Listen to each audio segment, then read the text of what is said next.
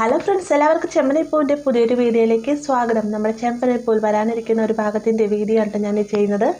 അങ്ങനെ സച്ചിയുടെ രേവതിയുടെ റൂമിൻ്റെ പ്രശ്നം അത് രേവതിയായിട്ട് തന്നെ സോൾവ് ചെയ്തിരിക്കുകയാണല്ലേ. രവി ചന്ദ്രയുമായിട്ട് വീടിൻ്റെ ആധാരത്തിന് മേൽ വീണ്ടും 7 ലക്ഷം രൂപ പണയം വെക്കുന്നതിന് വേണ്ടി ആവശ്യപ്പെടുന്ന സമയത്ത് ചന്ദ്ര അതിന് സമ്മതിക്കുന്നില്ല. അപ്പോൾ ആ ഒരു കാര്യത്തിൽ രവി വളരെയധികം സങ്കടത്തിലാണ്. അപ്പോൾ ഇതെല്ലാം കാണുന്ന സമയത്ത് സച്ചി പറയുന്നത്, അച്ഛനായിട്ട് ഞങ്ങൾക്ക് റൂമൊന്നും കെട്ടിത്തരേണ്ടയില്ല, ഞാനും രേവതിയും ടെറസിലും ഹാളിലൊക്കെ ആയിട്ട് തൊക്കെ തന്നെ കടന്നോളാം എന്നൊക്കെ പറയുന്ന സമയത്ത്, ഇത് നീ ആദ്യമേ പറഞ്ഞത് ഇത്രയും പ്രശ്നങ്ങളൊന്നും തന്നെ ഉണ്ടാവുകയില്ലായിരുന്നല്ലോ എന്നൊക്കെ ചന്ദ്ര പറയുന്നുണ്ട്. ആ ഒരു സമയത്ത് സച്ചി തൻ്റെ അച്ഛനെ നീ വിഷമിപ്പിക്കരുത്, എൻ്റെ അച്ഛനെ ബുദ്ധിമുട്ടിക്കരുത് എന്ന് കരുതിക്കൊണ്ട് തന്നെ പറയുകയാണ്, ഞങ്ങൾക്കുള്ള റൂം ഞങ്ങൾ തന്നെ കെട്ടിയെടുത്തോളാം, എൻ്റെ കയ്യിൽ പൈസ കൊണ്ട് അന്ന് സമയത്ത് ഞാൻ കെട്ടിക്കോളാം എന്നൊക്കെ പറയുമ്പോഴത്തേക്കും ശ്രുതിയും ചന്ദ്രയും കൂടി സച്ചിനെ ഒരുപാട് കളിയാക്കുന്നുണ്ടല്ലേ. രേവതി നിൻ്റെ പേരിലൊരു ശബ്ദം എടുത്തിട്ടുണ്ടായിരുന്നു, നീ കൊടുക്കുന്ന സ്വർണ്ണാഭരണങ്ങൾ അവൾ അണിയുകയുള്ളൂ എന്ന്. അതിനകത്ത് നീ ഒരു താലിമാല മേടിച്ചു കൊടുത്തു, മറ്റൊന്നും തന്നെ നിനക്ക് മേടിച്ചു കൊടുക്കാൻ സാധിച്ചില്ല, പിന്നീട് എങ്ങനെ നീ വീട് പണി കഴിക്കുമെന്നാണ് പറയുന്നതൊക്കെ എന്ന് ചോദിച്ചുകൊണ്ട് സച്ചിനെ കളിയാക്കുന്ന നേരത്തെ രേവതിക്ക് സഹിക്കാനാവുന്നില്ലല്ലേ.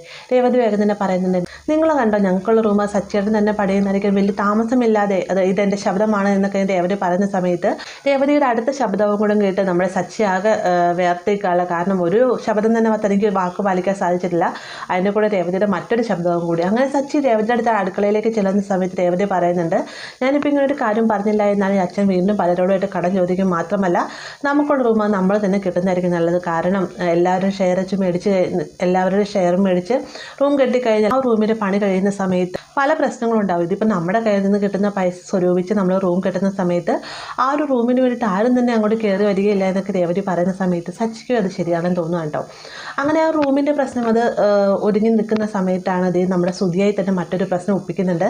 അതിനത്തെ എപ്പിസോഡ് നമ്മൾ കണ്ടൊരു ഭാഗമാണ്. ശ്രുതിക്ക് നല്ലൊരു കച്ചവടം, അതായത് 5 ലക്ഷം രൂപയുടെ ഒരു കച്ചവടം നടക്കുന്നുണ്ട്. എന്നാൽ കച്ചവടമൊക്കെ നല്ല കാര്യമാണ്, എന്നാൽ ശ്രുതി അതിൻ്റെ ബില്ല് കൊടുക്കുന്നില്ല കേട്ടോ. ബില്ല് കൊടുക്കാത്തതിന് കാരണം എന്താണെന്ന് വെച്ചാൽ വന്നിരിക്കുന്നവർ പറയുന്നുണ്ട്, ഈ ഒരു ബില്ല് നിങ്ങൾ എഴുതാതിരിക്കുകയാണെങ്കിൽ നിങ്ങൾക്ക് ടാക്സ് എന്ന രീതിക്ക് സർക്കാരിലേക്ക് ഒരു ഒറ്റ പൈസ പോലും കൊടുക്കേണ്ടി വരില്ല, അതല്ല എന്നാണെങ്കിൽ ടാക്സ് അടയ്ക്കേണ്ടി വരുമെന്നൊക്കെ പറയുമ്പോഴത്തേക്കും ശ്രുതിക്കും അത് ശരിയാണെന്ന് തോന്നുന്നുണ്ട്. കാരണം ശ്രുതിയുടെ പണത്തിനോടുള്ള ആക്രാന്തമാണ് നമുക്ക് നന്നായിട്ട് തന്നെ അറിയാവുന്ന ഒരു കാര്യമാണല്ലേ. അങ്ങനെ ബില്ലൊന്നും കൊടുക്കാതെ ഇത്രയും സാധനങ്ങൾ കൊടുത്തു വിട്ട് നമ്മുടെ ശ്രുതിനെ വിളിച്ചിട്ട് ഈ ഒരു സന്തോഷപരം പറയുന്നത്, അതായത് 5 ലക്ഷം രൂപയുടെ സാധനങ്ങൾ വിട്ടു, അതിനകത്ത് 1 ലക്ഷം രൂപ നമുക്കുള്ള ലാഭമാണെന്നൊക്കെ പറയുമ്പോഴത്തേക്കും ശ്രുതിക്കും ഭയങ്കര സന്തോഷമാവുന്നുണ്ട്. അങ്ങനെ കോള കട്ട് ചെയ്ത് നിൽക്കുന്ന സമയത്താണ് വിജിലൻസ് അങ്ങോട്ടേക്ക് വരുന്നത്. വിജിലൻസ് വന്നതിന് ശേഷം ശ്രുതിനോട് പറയുന്നുണ്ട്, ഇതിന് മുന്നേ വന്നവർ കള്ളന്മാരായിരുന്നു, തന്നിരിക്കുന്ന നോട്ട് കള്ളനോട്ടായിരുന്നു, അതുകൊണ്ട് തന്നെ ഈ ഒരു പണമായിട്ട് ഞങ്ങൾക്ക് പോയാൽ മതിയോ, മാത്രമല്ല നിങ്ങളുടെ സാധനങ്ങളും അതുപോലെ തന്നെ നിങ്ങളുടെ സാധനങ്ങൾ മോഷ്ടിച്ചുകൊണ്ട് പോയവരും പോലീസ് സ്റ്റേഷനിലോട്ട് അങ്ങോട്ട് ചെന്ന് കഴിഞ്ഞാൽ നിങ്ങളുടെ സാധനങ്ങൾ തിരിച്ചു പോരാമെന്നൊക്കെ പറഞ്ഞിട്ടാണ് ഇവർ അവിടെ നിന്ന് പോകുന്നത്. അപ്പോൾ തൻ്റെ കയ്യിലുള്ള പണവും നഷ്ടമായി സാധനങ്ങളും നഷ്ടമായി, ഇനി എന്ത് ചെയ്യുമെന്നൊക്കെ ഓർത്തുകൊണ്ട് ശ്രുതി നേരെ പോലീസ് സ്റ്റേഷനിലേക്ക് ചെല്ലുന്ന സമയത്താണ് സാധനങ്ങൾ മേടിച്ചുകൊണ്ട് പോയവരും വിജിലൻസ് ആണ് എന്ന് പറഞ്ഞു വന്നവരും രണ്ടും ഒറ്റക്കെട്ടായിരുന്നു. അതായത് രണ്ടുപേരും കള്ളന്മാരായിരുന്നു. താൻ നല്ല രീതിയിൽ തന്നെ പറ്റിക്കപ്പെട്ടു, താൻ എന്ത് ചെയ്യുമെന്നൊക്കെ ഓർത്ത് നമ്മുടെ ശ്രുതി വളരെ സങ്കടത്തിൽ നിൽക്കുകയാണ് കേട്ടോ. അങ്ങനെയാണ് നമ്മുടെ ചന്ദ്രയുടെ അടുത്തേക്ക് വന്നതിന് ശേഷം ഈ ഒരു വിവരം പറയുന്നുണ്ട്. ഇത് കേൾക്കുന്ന സമയത്ത് ചന്ദ്രയ്ക്ക് ദേഷ്യം അരച്ച് കയറി വന്നിട്ട് ശ്രുതിയുടെ കാരണം നോക്കിക്കൊണ്ടു പൊട്ടിക്കുന്നുണ്ട് കേട്ടോ.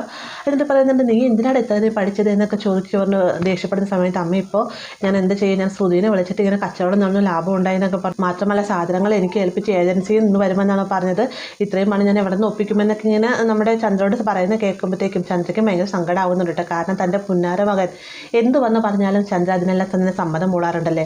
അങ്ങനെ നിൽക്കുന്ന സമയത്താണ് ചന്ദ്രയ്ക്ക് തോന്നുന്നത്, അതായത് തൻ്റെ കയ്യിൽ രേവതി തന്നിരിക്കുന്ന കുറച്ച് സ്വർണ്ണങ്ങളുണ്ടല്ലോ, ആ ഒരു സ്വർണ്ണത്തിൻ്റെ കാര്യം ശ്രുതിയോട് പറയുന്നത്. പെട്ടെന്ന് ശ്രുതി പറയുന്നുണ്ട്, എന്താണെന്നൊരു കാര്യം ചെയ്യും അമ്മ, ആ ഒരു സ്വർണ്ണം എനിക്ക് കേട്ടോ, ഞാൻ പണയം വെച്ചിട്ട് അതുകൊണ്ട് കിട്ടുന്ന പൈസയായിട്ട് ഈ ഒരു കടങ്ങൾ വീട്ടിക്കോളാമെന്ന് പറയുമ്പോഴത്തേക്ക്, നീ ഇത്ര നിസ്സാരമായിട്ട് ശ്രുതി ഒരു കാര്യം പറഞ്ഞ് അവൾ എൻ്റെ കയ്യിൽ സ്വർണ്ണം തന്നതിന് ശേഷം അത് ഞാൻ പൊതി പോലും തുറന്ന് നോക്കിയിട്ടില്ല, ആ ഒരു സ്വർണ്ണത്തിൻ്റെ ആവശ്യം എനിക്ക് ഇല്ല താനും എന്നൊക്കെ ഇങ്ങനെ ചന്ദ്ര പറയുന്നുണ്ട്. എന്നാൽ ശ്രുതി പറയുകയാണ്, അമ്മേ ഇപ്പോൾ ആ ഒരു സ്വർണ്ണത്തിൻ്റെ ആവശ്യം എനിക്കുണ്ട്, എനിക്ക് ആ സ്വർണ്ണം തന്നാലും ഞാൻ പണയം വെച്ചിട്ട് ആ പൈസ കൊണ്ട് കടം വീട്ടിക്കോളാം എന്ന് പറയുകയാണ്. അങ്ങനെ നമ്മുടെ ചന്ദ്ര ശ്രുതിനെ പൂർണ്ണമായും വിശ്വസിച്ചുകൊണ്ട് തന്നെ ഈ ഒരു സ്വർണ്ണം പണയം വെക്കാണ്ട് കൊടുക്കുന്നുണ്ട്. സ്വർണ്ണക്കടയിലേക്ക് ചെല്ലുന്ന സമയത്ത് ഈ സ്വർണ്ണം പണയം വെച്ച് കഴിഞ്ഞാൽ ഏകദേശം 2.5-3 ലക്ഷം രൂപയുടെ അടുത്ത് കിട്ടുള്ളൂ, മാക്സിമം പോയി കഴിഞ്ഞാൽ 3 ലക്ഷം രൂപ, അതല്ല എന്നാണ് വിറ്റ് കഴിഞ്ഞാൽ നിങ്ങൾക്ക് 5 ലക്ഷം രൂപയുടെ അടുത്ത് കിട്ടുമെന്ന് പറയുമ്പോഴത്തേക്കും ശ്രുതി അറ്റ കൈ ചെയ്യേണ്ട. ശ്രുതി വേഗം തന്നെ ആ ഒരു സ്വർണ്ണം അവിടെ വിൽക്കുകയാണ്. അതിനുശേഷം വീട്ടിലേക്ക് തിരികെ വരുന്ന സമയത്ത് ശ്രുതി ചന്ദ്രയോട് പറയാനൊരുങ്ങുന്ന സമയത്ത് അങ്ങോട്ടേക്ക് സച്ചി വരുന്നുണ്ട്. അതിനാൽ തന്നെ ശ്രുതി ആ ഒരു സ്വർണ്ണം വിറ്റു എന്നുള്ള കാര്യം ചന്ദ്ര അറിയാതെ പോവുകയാണ്. അങ്ങനെ ഇരിക്കുന്ന സമയത്താണ് അച്ചമ്മയുടെ 80ാം പിറന്നാൾ വരുന്നത്. 80ാം പിറന്നാളിന് അച്ചമ്മയ്ക്ക് എന്തെങ്കിലും മേടിച്ചു കൊടുക്കണമല്ലോ. ആ ഒരു സമയത്ത് രേവതി പറയുന്നുണ്ട്, നമുക്ക് എന്തായാലും കാര്യം ചെയ്യുമ്പോൾ എൻ്റെ സ്വർണ്ണം ഇരിപ്പുണ്ടല്ലോ, ആ ഒരു സ്വർണ്ണം അച്ചമ്മയ്ക്ക് സ്വർണ്ണം മേടിക്കുന്നതിനെ മറിച്ചു കൊടുക്കാം, എന്താ സച്ചിൻ്റെ അഭിപ്രായം എന്ന് ചോദിക്കുന്ന പറയുന്ന സമയത്ത് നമ്മളങ്ങനെ സ്വർണ്ണം മേടിക്കുന്ന മോശമല്ലേ രേവതി, എനിക്കിനി സ്വർണ്ണം വേണ്ട എന്ന് പറഞ്ഞ് നീ അമ്മയുടെ കയ്യിലേക്ക് ഏൽപ്പിച്ച സ്വർണ്ണം അല്ലാതെ തിരികെ മേടിക്കുക എന്ന് പറഞ്ഞാൽ മോശമല്ലേ രേവതി എന്ന് ചോദിക്കുമ്പോൾ ഇത് എനിക്കായിട്ടല്ല സച്ചിയായിട്ട്, ഇത് അച്ഛമ്മ എനിക്ക് വേണ്ടി തന്ന സ്വർണ്ണം, അത് ഞാൻ അച്ഛമ്മയ്ക്ക് വേണ്ടി തിരികെ കൊടുക്കുന്നു. അത്രയും ചിന്തിച്ചാൽ മതി, നമുക്ക് എന്തായാലും അമ്മയോട് നേരിട്ട് ചോദിക്കേണ്ട, അച്ഛൻ മുഖേന ചോദിക്കാമെന്നും പറഞ്ഞുകൊണ്ട് നമ്മുടെ രവിയോട് ഈ ഒരു കാര്യം പറയുന്ന സമയത്ത് യാദർശികമായി സുധി അതിലെ പോവുകയും സുധി ഈ ഒരു കാര്യം കേൾക്കുകയും ചെയ്യണം. ഞെട്ടിത്തരിച്ചുകൊണ്ട് തന്നെ സുധി വേഗം തന്നെ ചന്ദ്രൻ്റെ അടുത്തേക്ക് ചെല്ലുകയാണ്. ചന്ദ്ര ഈ ഒരു സമയത്ത് ഭാമയുമായിട്ട് സംസാരിച്ചുകൊണ്ടിരിക്കുകയായിരിക്കും. ഭാമയുടെ അപ്പോൾ ഈ ഒരു രേവതിയുടെ സ്വർണ്ണം പണയം വെച്ചിട്ടാണ് സുധിക്ക് പൈസ ഒപ്പിച്ച് കൊടുത്തെന്നുള്ള കാര്യങ്ങളെല്ലാം തന്നെ ചന്ദ്ര പറയുന്നുണ്ട്.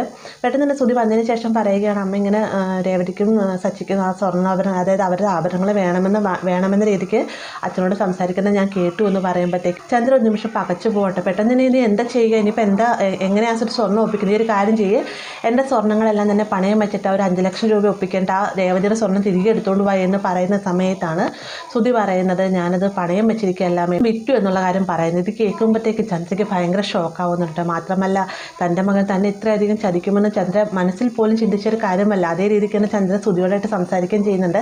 അപ്പോൾ ഇങ്ങനെ ഒരു ഭാഗം നമുക്ക് വരാനിരിക്കുന്നതാണ്. വീഡിയോ ഇഷ്ടമായെങ്കിൽ ലൈക്ക് ചെയ്യാനും കൂടെ സബ്സ്ക്രൈബ് ചെയ്യാനും മറക്കരുത്.